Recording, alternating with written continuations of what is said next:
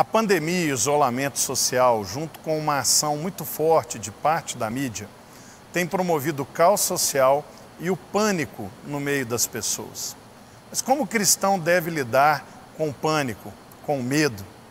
Para falar um pouco a respeito desse tema, hoje nós estamos aqui com o nosso time principal, nosso querido pastor Léo Matos, da Igreja Batista Central, nosso amado pastor Eduardo Borges, da 8ª Igreja Presbiteriana, e também a nossa convidada especial, a pastora, psicóloga e escritora Ariane Leite. Medo é o tema de hoje do Mente Aberta, que já está no ar.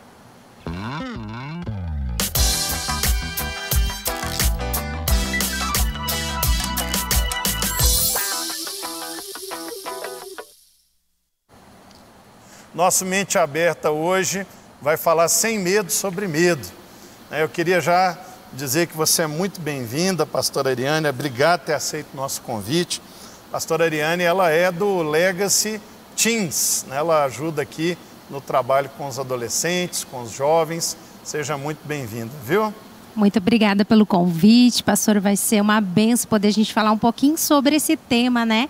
Que é sobre medo, e ainda mais nesse momento que nós estamos enfrentando, que é a pandemia. Amém. Queria que você começasse, então, falando um pouco sobre a perspectiva psicológica do medo, né? O que é o medo? O que é o medo que a gente precisa ter bom? Quando passa do limite? Né? Dá uma aula aí para nós. Caneta aí, vamos anotar. Isso. Caneta é comigo, né? Então, uma das coisas que a gente tem que pensar, né, pastor, que o medo, ele é uma emoção, assim como o amor é uma emoção, assim como a alegria, ela é uma emoção. Mas então, o que é o medo, a definição do medo, né? Aquela sensação desagradável de algo real ou imaginário que pode acontecer. E quando o medo começa a ser fora da curva, como a gente fala, né? E aí ele entra no que a gente chama de fobias. Então, ou seja, todos nós temos algum tipo de medo. E o medo, ele é uma emoção que nos gera sobrevivência. Imagina se nós não tivermos medo.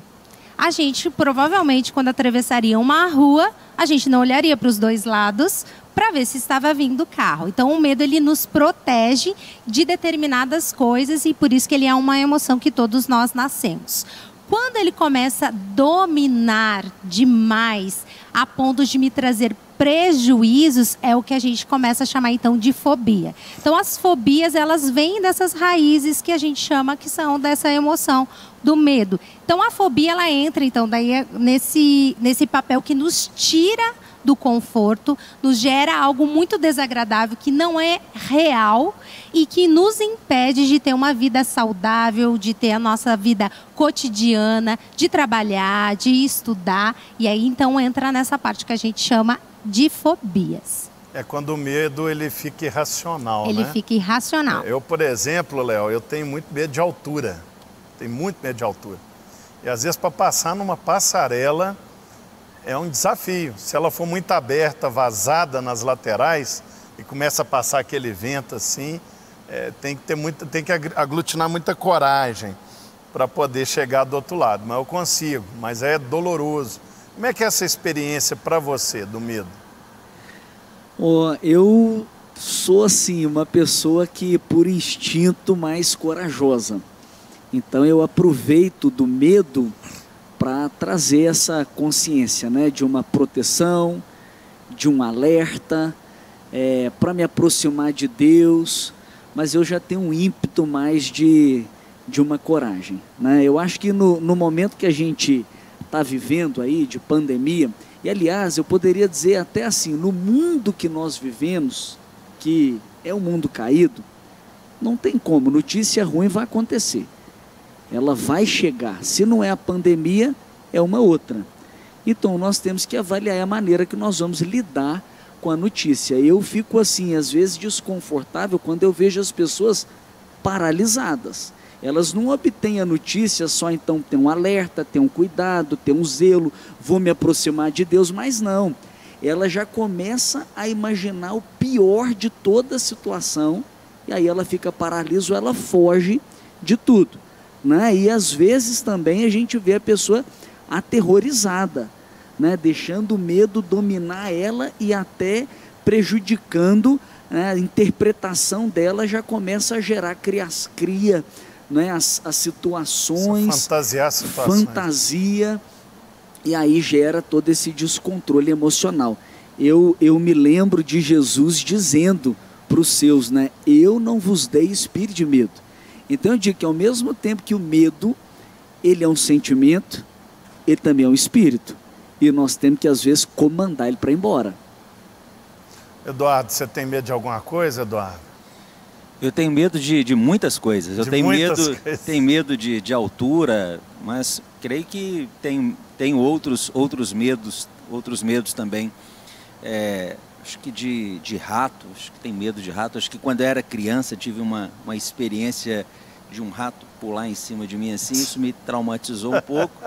Mas eu tenho o medo de altura, eu não tenho medo de enfrentá-lo. Eu não tenho, sabe, eu tenho medo, não é natural para mim, mas também eu tenho, talvez não seja como o Léo, mas talvez um próximo de enfrentar.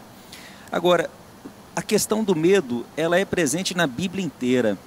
A expressão mais repetida é não temas, não temas. São mais de 360 vezes que aparece essa expressão, fora para cada dia do né? ano, hein? Fora outras expressões, né? E a gente vê Davi falando com Deus, os inimigos levantando, Deus, até quando o Senhor vai estar dormindo? Levanta, ó tu que dormes. Então, ele estava gritando aquilo por medo. Então, é uma expressão que a gente enfrentava, medo de fracassar, medo de não ser bom o suficiente, medo de não ser um pai bom o suficiente, um marido bom o suficiente, um pastor bom o suficiente.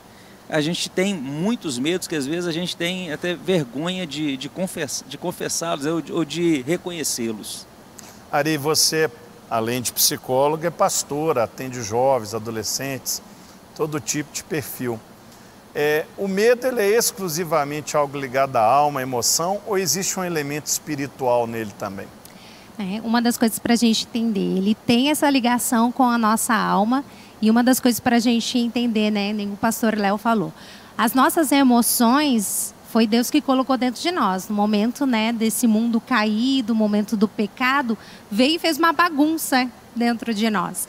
Então, a nossa alma, muitas vezes, abre portas para que espiritualmente, então, Satanás venha se apoderar e usar disso, a ponto de nos paralisar, a ponto de dizer para nós que nós não podemos prosseguir. E a palavra de Deus lá em Salmo 56:13 diz, né, que quando o medo vier, confiarei em ti, Senhor. Ou seja, o fato não é de não sentirmos medo, o fato é como que nós deixamos ele nos dominar. Então, muitas vezes, né, a nossa alma, onde fica todas as nossas emoções, o que a gente chama que é a nossa psique, se não cuidada e não ministrada por Deus, a gente abre brechas para que isso faça uma bagunça na nossa vida espiritual também. Você lida muito com a juventude amedrontada hoje em dia. O jovem de hoje ele tem mais medo que aquele do século passado, do qual eu faço parte, pelo menos aqui, não sei quantos aqui são do século passado. Eu também estou nessa. Você também é do século passado. Léo, como é que é? Você que lida com jovens. Os jovens de hoje, eles são mais medrosos que os de antigamente? Realmente o medo ele está presente aí, né? E acho que está às vezes ligado também com uma ansiedade, né? Uma ansiedade do futuro, ele traz para o presente aqui agora e já começa a ter uma, né, interferência aí no seu comportamento. Mas eu percebo uma geração aí que precisa lidar melhor com o medo. Ô Léo, posso interagir, que é o seguinte, nessa pandemia, né, dos memes, das charges que a gente viu repetidamente, são as pessoas mais velhas que deveriam ficar em casa, que são as mais suscetíveis ao Covid-19, os mais velhos doidos para ir para a igreja, ir para a rua e trabalhar, e os mais novos em casa, né? morrendo de medo, né? É e verdade. Eles que têm assim uma letalidade infinitamente menor. Então isso já revela a diferença de criação, a forma como é tratado, né? E você... Pode ser também, não sei se isso tem a ver também, pela questão da quantidade de informações. Muitas vezes a gente não tinha tantos medos também por conta das informações que nós não tínhamos, e hoje isso a gente pode ver nas redes sociais como isso é manipulado, né? E às vezes vão sendo colocados medos. O excesso de informação, ao invés de trazer segurança, ele traz mais medo? Dependendo da forma como é tratado, se você começa a focar somente naquele ponto negativo, sim, porque você só olha para o lado negativo, você não vê o lado positivo, você não vê as outras coisas, você se detém numa única realidade. Se você fica repetindo aquilo, focando apenas naquilo, obviamente que aquilo vai gerar mais medo.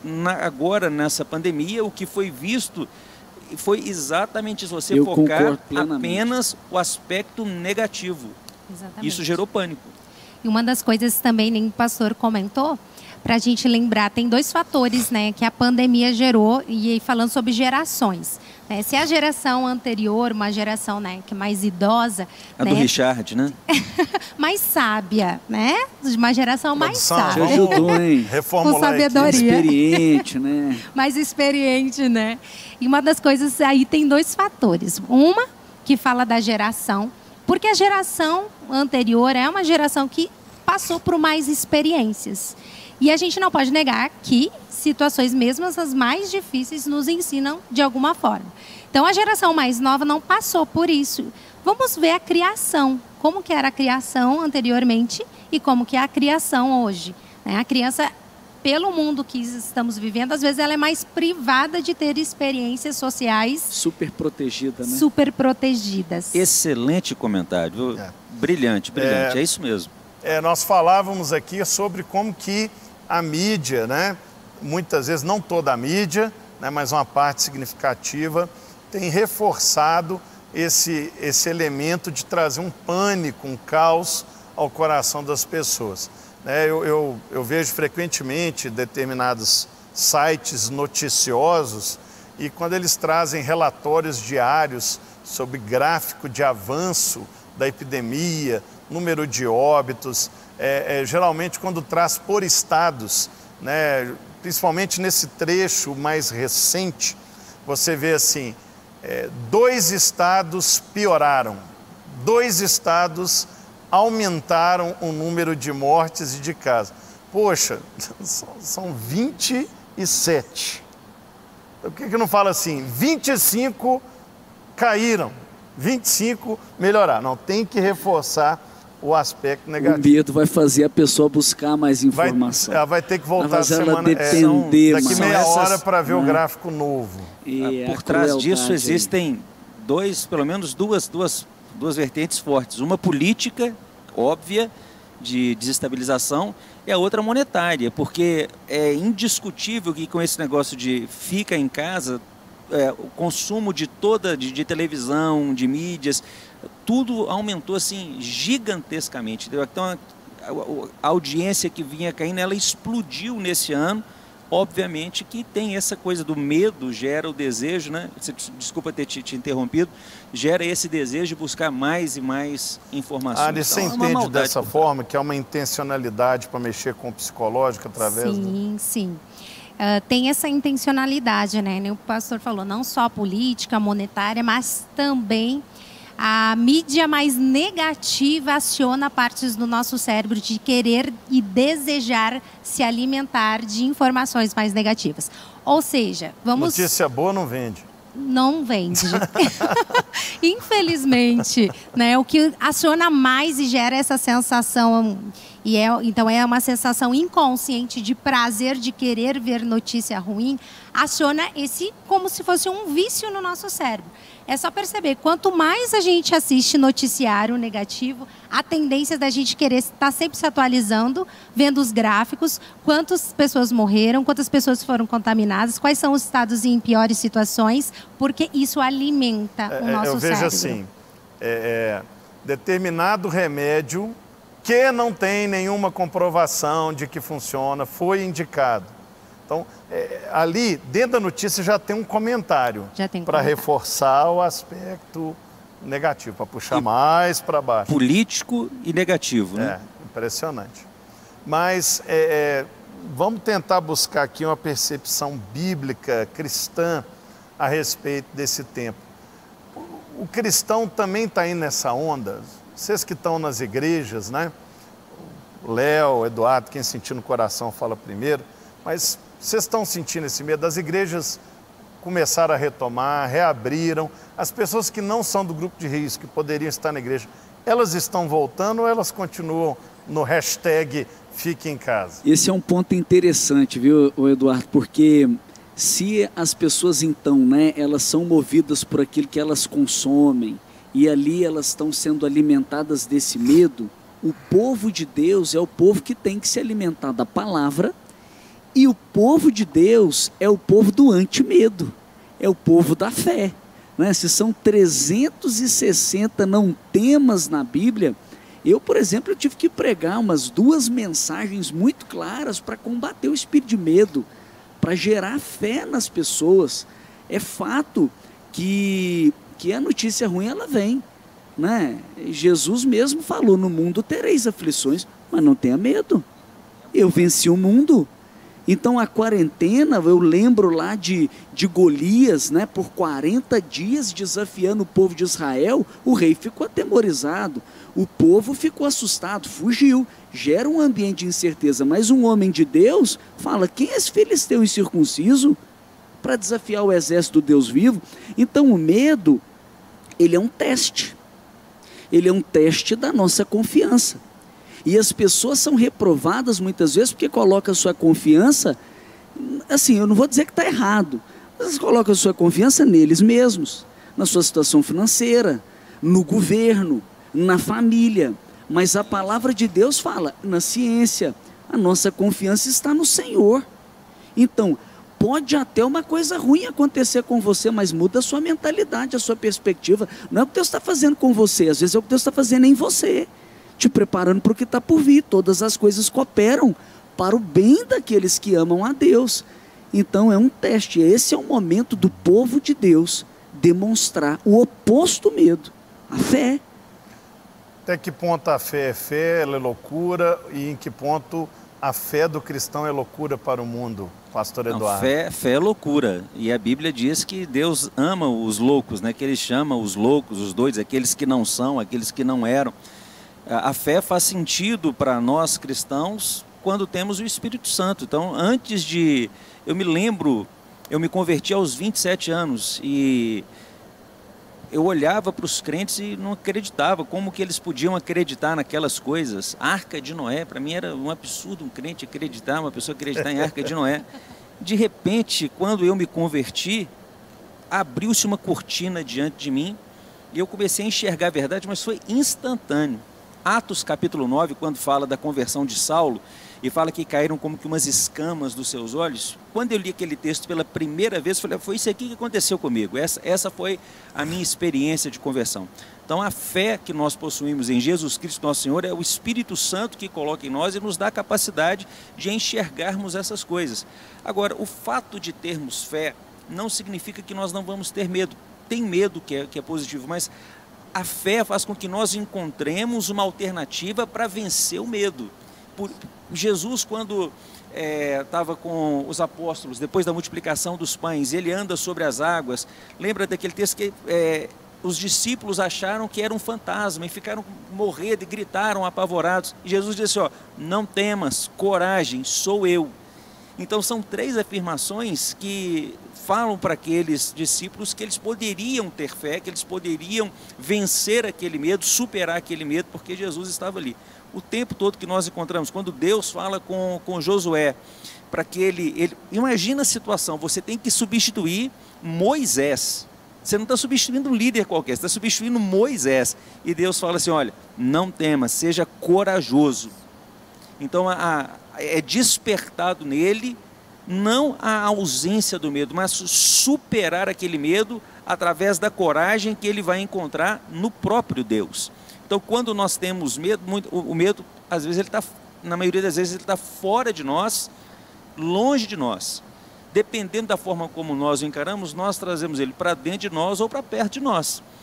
Deus me ensina e me capacita a tratar com medo, de forma que ele vai estar fora de mim e ele não vai ser maior do que eu. Então, acho que esse é o maior benefício que a fé ela produz em nós e que o Espírito traz na nossa caminhada. A psicologia tem, por exemplo, o behaviorismo, né? Skinner e a turma lá, que fala que é através do medo que você cria padrões comportamentais de aprendizagem. Já o construtivismo socio-interacionista, do Piaget, do Vygotsky, fala que a aprendizagem vem do contato sistemático com o objeto de conhecimento, que você não conhece, vai interagindo, né? Agora, qual que é a resposta do cristianismo? O medo é uma ferramenta de aprendizagem, o medo é o mistério que te leva ao contato com aquele objeto misterioso até você entendê-lo, ou o medo tem que ser encarado com essa intrepidez, com essa fé maluca que esses dois pastores estão falando ali e que talvez o telespectador tá enlouquecido lá do outro lado por causa disso. E é fantástico, pastor, porque ouvindo vocês falar, na psicologia tem uma frase que a gente usa muito em consultório para trabalhar com os nossos pacientes, que é: não confie 100% em tudo aquilo que a sua mente produz. E a palavra de Deus já nos fala: renovai a vossa mente, leve cativo todo pensamento à obediência de Cristo. O que isso nos demonstra? Que muitos medos que estão dentro de nós não são medos reais. Podem ser medos que querem nos paralisar na nossa fé. E quando nós levamos cativo ao Senhor todo o pensamento, nós estamos entregando ao Senhor todas as nossas emoções, porque o pensamento está ligado àquilo que nós sentimos. Então, nós estamos levando cativo a Deus tudo aquilo que nós sentimos. E através da fé, com essa intrepidez, e em alguns momentos vai parecer loucura, mas certamente, né, a palavra da cruz é loucura para os que se perdem, mas para nós que somos salvos é poder de Deus. E muitas vezes, pastor, a gente acha que ter medo de algo, então eu tenho que evitar. E é muito pelo contrário, nós temos que ter a exposição. E quando nós temos Cristo e levamos ao Senhor tudo isso, Ele faz com que nós possamos vencer esses medos na nossa vida. Richard, uma passagem bíblica, acho que para confirmar isso que você está dizendo, né? Para fechar com chave de ouro, que o nosso tempo já está quase no... Isaías 43. Mas agora, assim diz o Senhor, que o criou a Jacó e que formou a Israel: não tenha medo, porque eu o remi, eu o chamei pelo seu nome, você é meu. Quando você passar pelas águas, eu estarei com você. Quando passar pelos rios, eles não o submergirão. Quando passar pelo fogo, você não se queimará, as chamas não o atingirão. Porque eu sou o Senhor, seu Deus, o Santo de Israel, o seu Salvador. Dei o Egito em resgate por você, e a Etiópia e Sebá, para que você fosse meu. E o versículo 4 diz assim: visto que você é precioso aos meus olhos e digno de honra, e porque eu te amo, darei homens por você e povos em troca da sua vida. Uau. Isaías 43, do verso 1 ao verso 4, é um dos textos mais lindos, a maior declaração de amor de Deus no Antigo Testamento, na minha opinião. E o amor lança fora todo medo. Quando você Aleluia. tem essa confirmação... Ari, muito obrigado por ter aceito o nosso convite, viu? Que bênção, que contribuição. Deus continue te usando. Segue a Ari aí nas redes sociais. Como é que faz para seguir você na rede social? É só @ArianeSLeite lá no Instagram. Pode estar conhecer seguindo. toda a obra, vida e obra da pastora Ari e do Giba. Um abraço, marido da Ari, pastor Giba. Abraço. Queridos, muito obrigado, Léo, Eduardo. Sempre às ordens. Amém. E você, querido telespectador, seguidor das redes sociais, como o Léo falou muito bem, o verdadeiro amor lança fora todo medo. E esse amor, ele vem de Deus e nos ensina a não temer. Se você está isolado, com medo, tome todos os cuidados sanitários, mas viva, né? Se você não é do grupo de risco, toma um sol, sai, né? Não precisa ficar em casa o tempo inteiro, vá na igreja, né? E tenha uma experiência social zelosa, cuidadosa, mas não deixe o medo destruir a sua alegria de viver, porque Deus é paz, é amor, mas também é alegria. Que Deus te abençoe abundantemente, continue nos acompanhando aí, e até o próximo Mente Aberta. E segue aí a gente nas redes sociais e continue seguindo a nossa programação na Rede Super, inspirando você.